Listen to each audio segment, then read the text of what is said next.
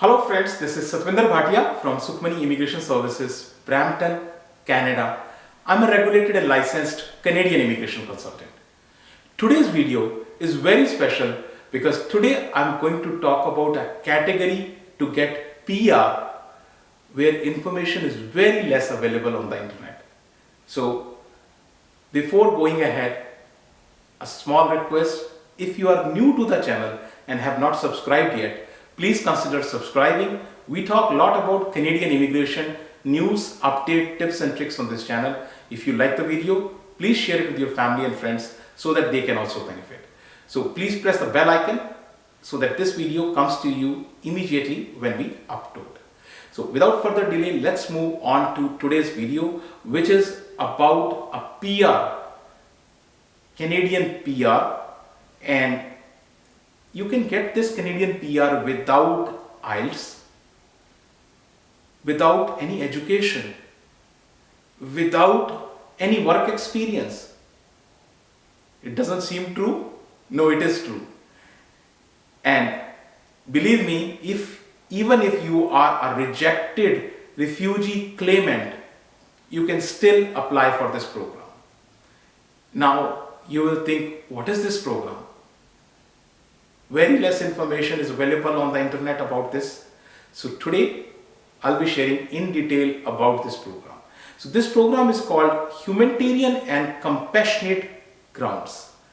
Humanitarian and Compassionate Ground is a PR category. So before I go and explain you about this category, let me tell you what are the different PR categories. So before even that, let me tell you the target, which is even more important.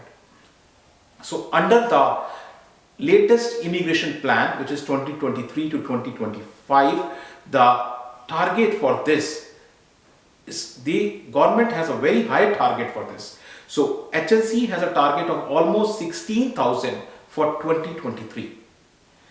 2024, government has 13,750 target, and 2025 8,000 target. So overall, it's a big target, and here I am talking only about the principal applicant, not any dependents. So big targets are there for this category. Now, what actually the category is? So let me explain you first of all the various categories, and under those categories you will see this category also. So immigration categories, the PR categories, there are 4 broad categories. The first one is, of course, the economic category. I have many videos on this category. This includes your express entry, this includes your PNP, this includes your RNIP, your AIP, Atlantic Immigration Program. This includes your caregiver. This includes your categories like self-employed, startup visa. Every category I have all detailed videos for you. Then you have a family category. Under the family category is when you apply for your parents, you apply for your spouse, you apply for your brother, sister, your kids. This is the category. Then I have a refugee video also. So refugee category I have explained in detail. And the last category, which I have no video, this is the first time I'm trying to explain you these category. This category is called Humanitarian and Compassionate Ground.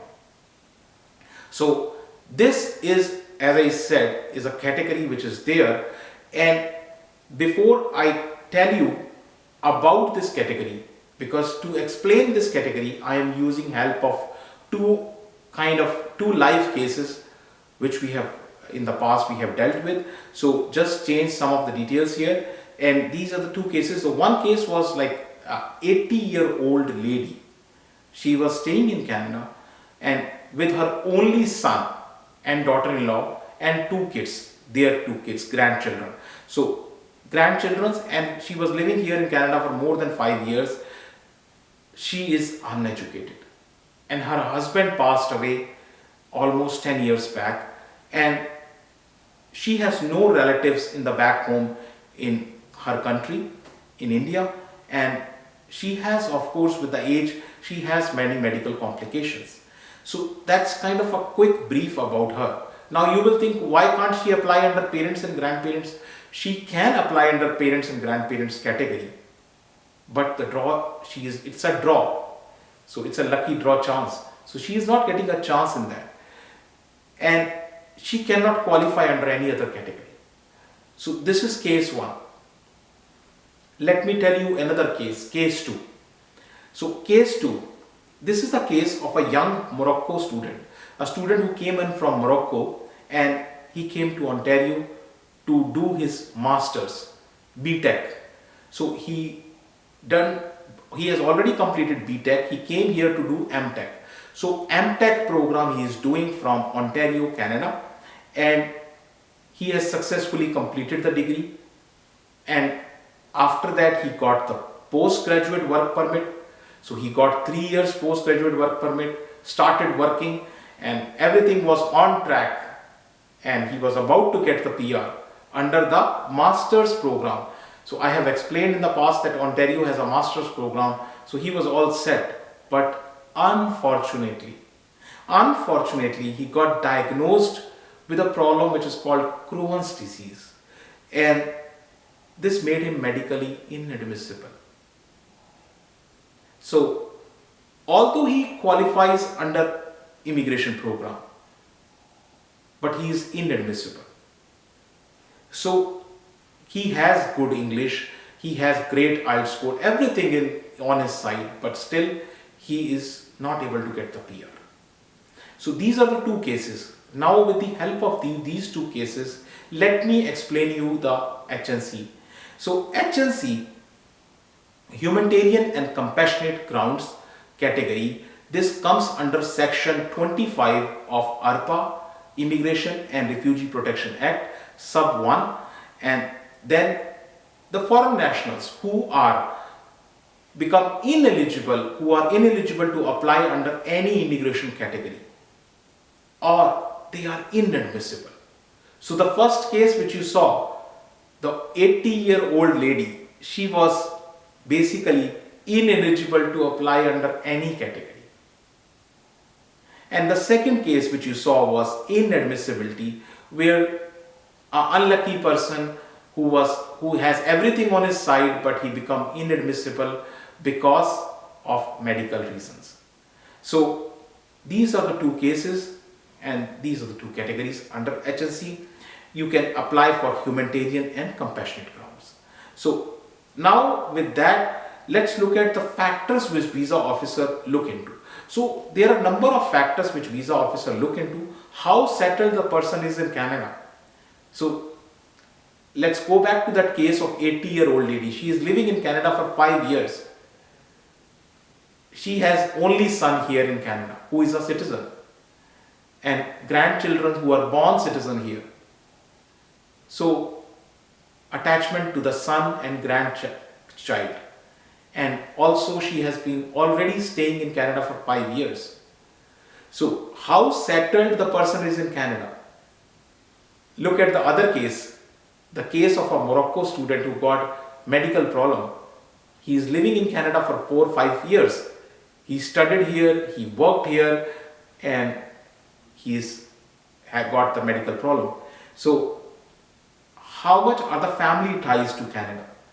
So that lady, she has great family ties here in Canada. What are the best interests of children?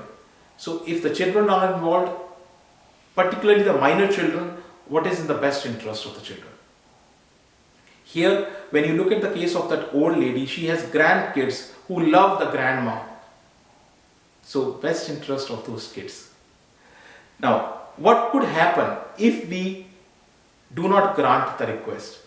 So visa officer thinks, right, if we send her back to her home country, India, she doesn't have anybody to take care of. No relatives there. Husband already passed away. No relatives, no other children, only child in Canada. So these are the things visa officer looks into.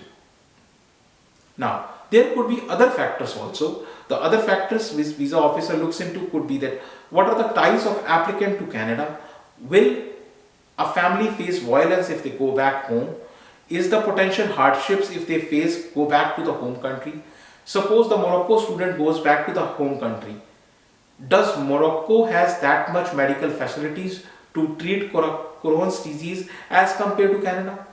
So these are the factors, right? How difficult it is for them to leave Canada. So these are some of the things which a visa officer looks into. Now, I have told you who can apply. Now let me tell you who cannot apply. Who cannot apply? So there are a number of people who cannot apply, but I'm just taking only two. There are some more in addition to that also. So there is one, if you have a pending refugee claim, your hearing is not done and you have a pending refugee claim, you cannot apply for H&C. If you want to apply for H&C, then you have to withdraw the refugee claim before hearing, right? The second, if the decision has already been done on the refugee and you cannot apply for 1 year. The negative decision is done, you cannot apply for 1 year. This is called 1 year ban, and after 1 year bar you can apply for H&C. So there are designated foreign nationals also, some other categories also, but I'm not taking in detail about them. So now you know who can apply, who cannot apply. Now let's look at how to apply. It depends where you are in Canada. So if you are inside Canada, right, then the situation is different. The application package is different, because then you are applying exclusively under the application package which is meant for the H&C. So that category is, and this is the category where maximum people apply. Around 95%, 90 to 95% apply inside Canada. There you can apply from outside Canada, but by law, if you apply inside Canada, officer must consider your request. They will look into the request. It's not that they will grant you the H&C, but at least they will look into your application.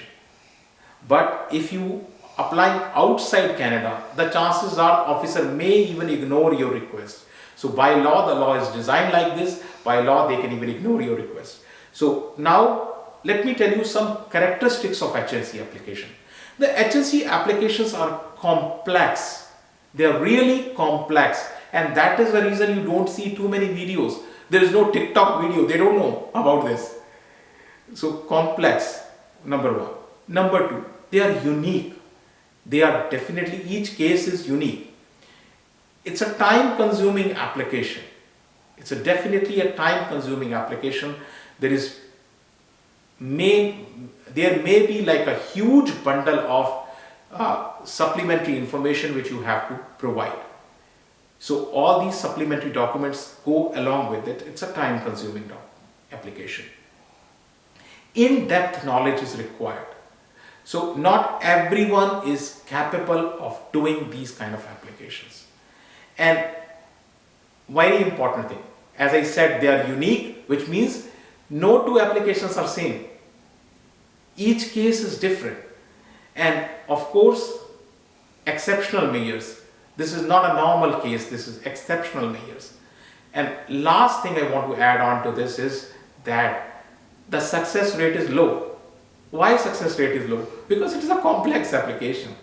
And if it is done by any person, the chances of rejection are very high. So that is why success rate comes low for this. So as I always say, you know what? Every case is unique, every situation is unique.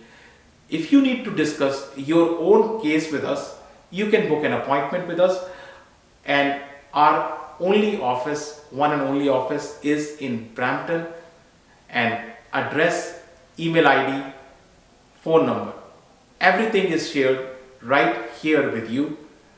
Very important thing. If you have still not subscribed to the channel, please consider subscribing. Our team puts lots of effort in getting all this information to you. Thank you very much for watching the video. Thanks.